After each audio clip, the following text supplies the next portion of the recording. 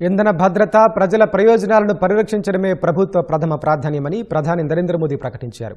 ఆర్థిక, వాణిజ్య స్థిరత్వాన్ని కాపాడడం సహా పరిశ్రమలు, సప్లై చైన్ను బలోపేతం చేద్దామని సీఎంలకు పిలుపునిచ్చారు. ఇందుకోసం టీమిండియాలా పనిచేద్దామని పిలుపునిచ్చారు. అక్రమ నిల్వలపై ఉక్కుపాదం మోపాలని స్పష్టం చేశారు. పశ్చిమాసియా సంఘర్షణల వేళ ముఖ్యమంత్రులతో ఆయన వీడియో కాన్ఫరెన్స్ నిర్వహించారు.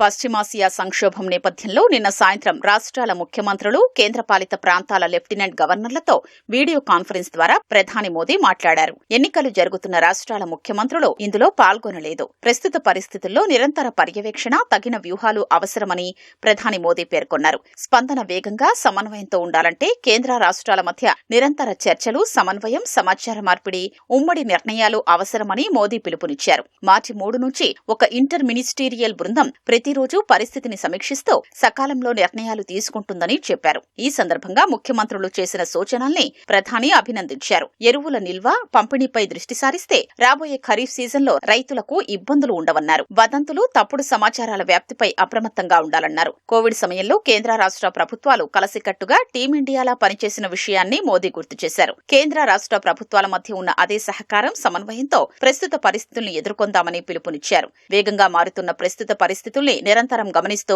తగిన వ్యూహాలు అమలు చేయాలన్నారు. ఈ విషయంలో రాష్ట్ర ప్రభుత్వాలదే కీలక పాత్ర అని తేల్చి చెప్పారు. పశ్చిమాసియాలో పౌరులున్న రాష్ట్రాలు వారి బాగోగులు చూడడం కోసం హెల్ప్ లైన్లు ఏర్పాటు చేసి నోడల్ అధికారుల్ని నియమించాలని ప్రధాని సూచించారు. బాధిత కుటుంబాలకు అవసరమైన సమాచారాన్ని ఎప్పటికప్పుడు అందించడానికి జిల్లా స్థాయిలో యంత్రాంగాన్ని ఏర్పాటు చేయాలన్నారు. అన్ని రకాల వస్తువుల సరఫరా సక్రమంగా సాగేలా చూడాలన్న ఆయన అడ్డంకులు సృష్టించే వారిపై కఠిన చర్యలు తీసుకోవాలని ఆదేశించారు. రాష్ట్ర, జిల్లా స్థాయిలో కంట్రోల్ రూమ్ల ఏర్పాటుతో నిత్యావసర వస్తువుల కొరత రాకుండా చూడొచ్చన్నారు. ప్రజల్లో తలెత్తే అనవసర భయాందోళనల్ని నివారించడానికి కూడా వీలవుతుందన్నారు. ఆన్లైన్ మోసాలు, నకిలీ ఏజెంట్లపై నిఘా పెట్టారని కోరారు. నౌకలు, అత్యవసర సరఫరాలు, మారిటైమ్ ఆపరేషన్స్ విషయంలో ఎదురయ్యే సవాళ్లను పరిష్కరించేందుకు సరిహద్దు, తీర ప్రాంత రాష్ట్రాలు అప్రమత్తంగా ఉండాలని ప్రధాని పేర్కొన్నారు. పరిశ్రమలు, ఎంఎస్ఎంఈలకు ఎదురయ్యే సమస్యల్ని ఎప్పటికప్పుడు తెలుసుకుని ఉత్పత్తి, ఉద్యోగాలు స్థిరంగా కొనసాగేందుకు చర్యలు తీసుకోవాలన్నారు. రాష్ట్ర ప్రభుత్వాల ప్రధాన కార్యదర్శుల స్థాయిలో క్రమం తప్పకుండా సమీక్షలు నిర్వహించి పరిస్థితుల్ని పర్యవేక్షించాలని మోదీ సూచించారు.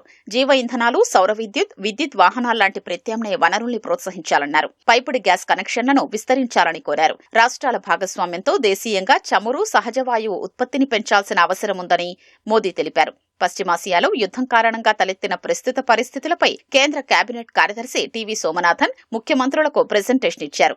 రాష్ట్రాలు ఏం చెయ్యాలో సూచనలు చేశారు. ప్రధాని మోదీ నేతృత్వంలో కేంద్రం తీసుకుంటున్న ముందు జాగ్రత్త చర్యల్ని ముఖ్యమంత్రులు అభినందించారు. పెట్రోల్, డీజిల్, ఎల్పీజీ నిల్వలు తగినంత ఉన్నాయని చెప్పారు. పెట్రోల్, డీజిల్పై ఎక్సైజ్ డ్యూటీ తగ్గించడాన్ని స్వాగతించారు. ప్రజల ప్రయోజనాల్ని రక్షించడానికి కేంద్రంతో కలిసి పనిచేస్తామని హామీ ఇచ్చారు. ముఖ్యమంత్రులతో సమావేశం వివరాల్ని ప్రధాని మోదీ ఎక్స్లో పోస్ట్ చేశారు.